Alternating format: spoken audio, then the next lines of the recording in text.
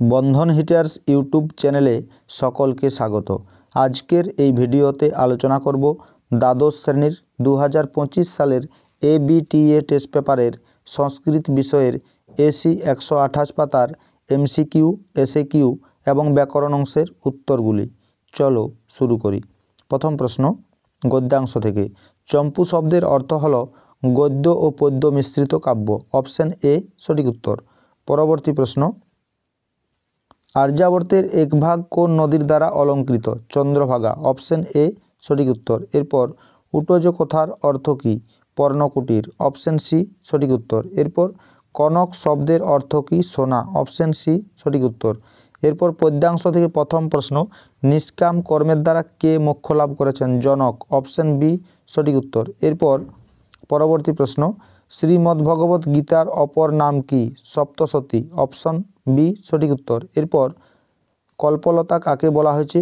গঙ্গাকে। Option B সঠিক উত্তর। এরপর গঙ্গার মহিমা বর্ণনা কোন ধর্মগ্রন্থে পাওয়া যায়? বেদে। অপশন এ সঠিক উত্তর। এরপর নাট্যাংশ থেকে প্রথম প্রশ্ন, বল্লভ শব্দের অর্থ কী? হে প্রিয়। অপশন এ সঠিক উত্তর। এরপর কৌমুদীর পিতার নাম কি? ইন্দু শর্মা। অপশন সি সঠিক উত্তর। পরবর্তী প্রশ্ন, উদ্বাহ শব্দের অর্থ কী? বিবাহ। অপশন সি সঠিক উত্তর। এরপর প্রশ্নপত্রে একটু প্রিন্টিং মিস্টেক ছিল, আমি সেটি সঠিক করে দিয়েছি। নিঘৃণ পদটির অর্থ কী? নির্দয়। অপশন ডি সঠিক উত্তর। এরপর সাহিত্যের ইতিহাস। সাহিত্যের ইতিহাস থেকে প্রথম প্রশ্ন, ভারতীয় জ্যোতির্বিজ্ঞানের ইতিহাসে একজন বিখ্যাত জ্যোতির্বিদের নাম লেখো। আর্যভট্ট। এরপর পঞ্চ সিদ্ধান্তিকার রচয়িতাকে? এই প্রশ্নটির উত্তর তোমরা কমেন্ট বক্সে জানিও। এরপর মেঘদূত কোন শ্রেণীর কাব্য? গীতিকাব্য। অপশন বি সঠিক উত্তর। পরবর্তী প্রশ্ন অর্থাৎ এসএকিউ প্রশ্ন। এসএকিউ প্রশ্নগুলির উত্তর প্রশ্নের পাশেই লিখিয়ে দেওয়া হয়েছে। তোমাদের যদি কারো কোনো জায়গায় বুঝতে অসুবিধা হয় তাহলে অবশ্যই কমেন্ট বক্সে জানিও। প্রথম প্রশ্ন, বনানী শব্দের সংস্কৃত প্রতিশব্দ লেখো। অরণ্যানী। এরপর স্ফোটবাদ কাদের অভিমত? বৈয়াকরণদের। পরবর্তী প্রশ্ন, বনগতা গুহাতে কোন দেশের কাহিনী আছে? পারস্য। এরপর পদ্যাংশ থেকে প্রথম প্রশ্ন, পুরুষ কথার অর্থ কী? মানুষ।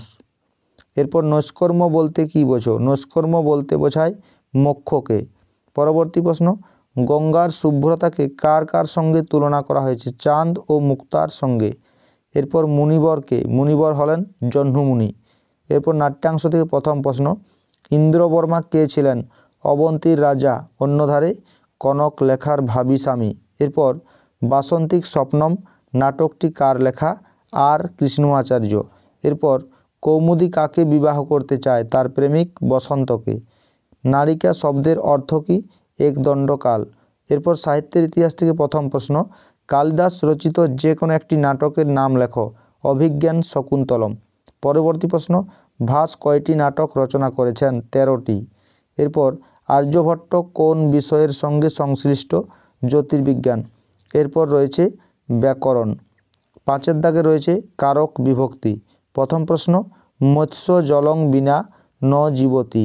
জলংয়ের নিচে দাগ দেওয়া রয়েছে, তাহলে এর উত্তর হবে জলং পদে বিনা অব্যয়যোগে দ্বিতীয়া বিভক্তি। পরবর্তী প্রশ্ন, কেশেষু গৃহীতা কৃষ্ণা। কেশেষু পদে অবচ্ছেদে সপ্তমী বিভক্তি। এরপর কুণ্ডলায় হিরণ্যম। এখানে কুণ্ডলায় পদে তাদর্থে চতুর্থী বিভক্তি হয়েছে। এরপর বালকেন চন্দ্র দৃশ্যতে। বালকেন পদে অনুক্ত কর্তায় তৃতীয়া বিভক্তি। পরবর্তী প্রশ্ন, গোসু কৃষ্ণা বহুক্ষীরা। এখানে গোসু পদে নির্ধারণে সপ্তমী বিভক্তি হয়েছে। পরবর্তী প্রশ্ন অর্থাৎ 6 দাগে রয়েছে তোমাদের সমাস। প্রথম প্রশ্ন, নদীমাতৃক। ব্যাসবাক্য নদী মাতা যস্য স বহুব্রী সমাস। এরপর যথাশক্তি। শক্তিম অনতিক্রম্য অব্যয়ভাব সমাস। এরপর রয়েছে কুম্ভকার। কুম্ভং করতি যশ উপপদ তৎপুরুষ সমাস। এরপর 7 দাগে রয়েছে শব্দযুগলের অর্থের পার্থক্য। প্রথম জোড়া মাসম অধীতে এবং মাসেন অধীতে। মাসম অধীতে অর্থাৎ 1 মাস ধরে পড়ছে এবং মাসেন অধীতে অর্থাৎ 1 মাস ধরে পড়ছে এবং জ্ঞান লাভ করছে। এরপর ভোগ্যম আর ভোজ্যম। ভোগ্যম অর্থাৎ ভোগের যোগ্য আর ভোজ্যম অর্থাৎ ভোজনের যোগ্য। এরপর রয়েছে শূদ্রা শূদ্রী। শূদ্রা অর্থাৎ শূদ্র জাতের নারী এবং শূদ্রী অর্থাৎ শূদ্রের স্ত্রী। এরপর রয়েছে 8 দাগে এক কথায় প্রকাশ, কলহং করতি কল হায়তে। এরপর রয়েছে পুত্র ইব আচরতি পুত্রায়তে। এরপর ভজনং কৃত্যা ভুক্তা। পরবর্তী প্রশ্ন, জায়াচ পতিচ দম্পতি। এরপর রয়েছে পিতু ভ্রাতা পিতৃব্য। এরপর 9 দাগে রয়েছে পরিনিষ্ঠিত রূপ বা প্রত্যয়। প্রথমে রয়েছে ভৃগুযুক্ত অন ভার্গব, সহযুক্ত তুমুন সরুম। এরপর রাজনযুক্ত ইপ রাজ্ঞী, পৃথাযুক্ত অন পার্থ এবং রয়েছে দূরযুক্ত ইয়সুন দবিয়স। আজকের এই ভিডিওটি তোমাদের কেমন লাগলো তোমরা অবশ্যই কমেন্ট বক্সে জানিও।